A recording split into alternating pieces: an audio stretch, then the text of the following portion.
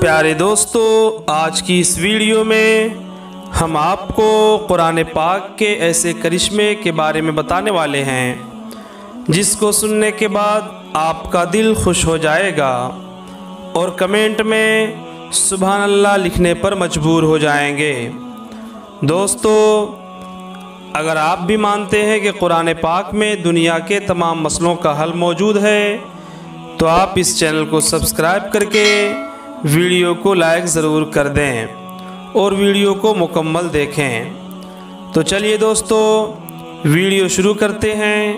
دوستو، اس دنیا میں جو کچھ بھی موجود ہے اور جو بھی مسئلہ قیامت تک آئے گا، سبھی کا حل قرآن پاک میں موجود ہے اور قرآن سے آگے کچھ بھی نہیں ہے۔ تمام ڈاکٹرز، تمام سائنس، یہ سب قرآن کے بعد ہے۔ اللہ نے اس قرآن پاک کو جب زمین پر اتارا تو تمام مسئلوں کا حل بھی قرآن میں اتار دیا۔ قرآن کا صحیح علم رکھنے والا ہر مشکل سے مشکل مسئلہ قرآن سے حل کر لیتا ہے اور قرآن میں اس مسئلے کو پا لیتا ہے۔ پیارے دوستو، امریکہ کے ایک ہاسپٹل میں ایک بار ایک عجیب و غریب معاملہ پیش آیا جس کو قرآن کی ایک آیت نے چٹکیوں میں سلجھا دیا۔ تو یہ دیکھ کر تمام ڈاکٹرز مسلمان ہو گئے۔ امریکہ کے ایک اسپتال میں ایک وقت میں ڈیلیوری کے 2 کیس ایک ساتھ آئے تو ایک عورت سے لڑکا پیدا ہوا اور دوسری سے لڑکی۔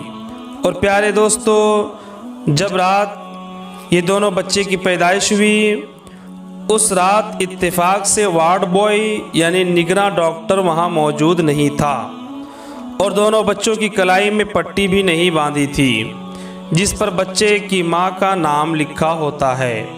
تو نتیجہ یہ ہوا کہ دونوں بچے مکس ہو گئے اور ڈاکٹر کے لیے جاننا مشکل ہو گیا کہ کس عورت کا کون سا بچہ ہے۔ حالانکہ اس میں ایک لڑکی تھی، دوسرا لڑکا، اور دونوں عورتوں کا دعویٰ تھا کہ لڑکا میرا ہے۔ تو پیارے دوستو، ان ڈاکٹروں میں مصر کا رہنے والا ایک مسلمان ڈاکٹر بھی تھا جس کو اپنے فن میں بڑی مہارت حاصل تھی اور امریکن ڈاکٹر سے اس کی بڑی گہری دوستی بھی تھی۔ اور سب ڈاکٹر حیران تھے کہ اس مسئلے کا حل کیسے نکالا جائے۔ تو امریکن ڈاکٹر نے مصر کے مسلمان ڈاکٹر سے کہا، تم دعویٰ کرتے ہو کہ قرآن میں ہر مسئلہ موجود ہے اور قرآن میں ہر چیز کا بیان ہے، ہر آنے والے مسئلے کا حل بھی بتایا گیا ہے، اب تم ہی بتاؤ کہ کس عورت کا کون سا بچہ ہے۔ تو پیارے دوستو، مسلمان ڈاکٹر نے کہا، بے شک قرآن ہر مسئلے میں ہماری رہنمائی کرتا ہے اور میں آپ کو ثابت بھی کر کے دکھاؤں گا، مگر مجھے تھوڑا موقع اور تھوڑا وقت دیجئے۔ چونکہ اس مسلم ڈاکٹر نے اس مسئلے کا حل کے لیے مصر کا سفر کیا اور وہ مصر پہنچ بھی گیا۔ اور مصر یہ دنیا کی سب سے بڑی اسلامک یونیورسٹی کا نام جامع ازہر ہے۔ وہاں کے بڑے بڑے مفتیان کرام اور بڑے بڑے ریسرچ اسکالر سے اس مسئلے پر بات کی اور امریکن ڈاکٹرز کی سارے باتیں بتا دی۔ تو یہ جامعہ ازہر مصر کے ایک بڑے مفتی نے کہا، ہمیں طبی معاملے میں زیادہ گہرائی سے معلوم تو نہیں ہے، لیکن میں تمہیں قرآن پاک کی ایک آیت سناتا ہوں اور اس آیت میں تم غور و فکر کرو، اس مسئلے کا حل اسی آیت سے ہو جائے گا۔ چنانچہ اس عالم نے مشورہ دیا کہ میں ابھی سورہ نساء کی آیت نمبر 11 پڑھ کر بتاتا ہوں، جس کا ترجمہ یہ ہے کہ مرد کا حصہ 2 عورتوں کے برابر ہے۔ اور اس ڈاکٹر کو حضرت علی کا یہ واقعہ بھی سنایا کہ ایک مرتبہ 2 عورتوں کے یہاں لڑکی اور لڑکے کے بارے میں جھگڑا ہو گیا۔ ہر ایک عورت کا دعویٰ یہ تھا کہ لڑکا میرا ہے اور لڑکی دوسرے کی ہے۔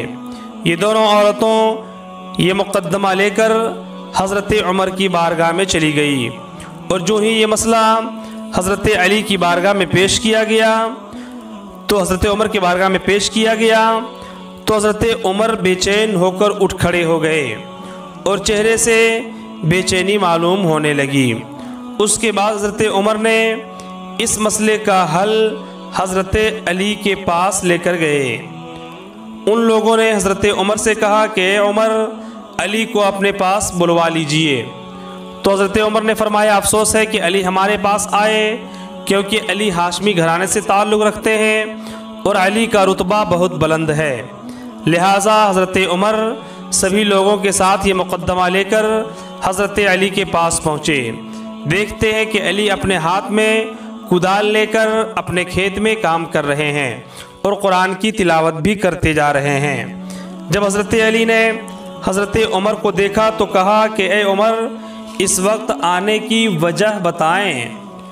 تو حضرت عمر نے کہا کہ اے علی، یہ دونوں عورتیں ایک ہی لڑکے پر دعویٰ کر رہی ہے اور کوئی بھی عورت لڑکی لینے پر راضی نہیں ہے۔ تو حضرت علی نے فرمایا کہ میں ابھی اس مسئلے کا حل بتاتا ہوں، اور حضرت علی نے زمین سے ایک تنکا اٹھا کر کہا کہ اس مسئلے کا حل ایک چھوٹے سے تنکے توڑنے سے بھی آسان ہے۔ یہ سن کر حضرت عمر نے کہا کہ علی وہ کیسے؟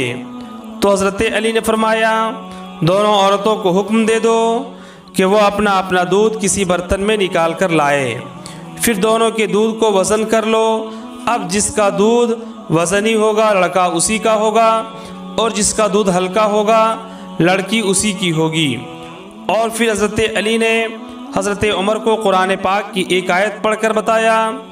پیارے دوستو، یہ واقعہ اور قرآن کی آیت سن کر وہ مسلمان ڈاکٹر بہت زیادہ خوش ہو گیا۔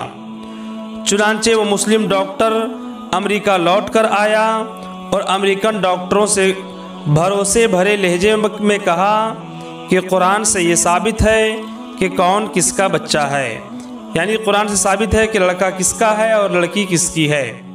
تو امریکن ڈاکٹر نے پوچھا بھلا یہ کس طرح ممکن ہے؟ پیارے دوستو، مسلم ڈاکٹر نے کہا ہمیں ان دونوں عورتوں کے دودھ ٹیسٹ کرنے کا موقع دیجیے، اس کے بعد معاملے کا حل فوراً ہو جائے گا۔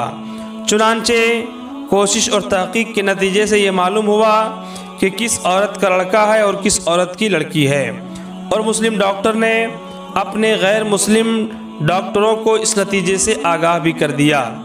غیر مسلم ڈاکٹر یہ سن کر دیکھ کر حیران رہ گئے اور مسلم ڈاکٹر سے پوچھنے لگے کہ آخر یہ کیسے معلوم ہو گیا؟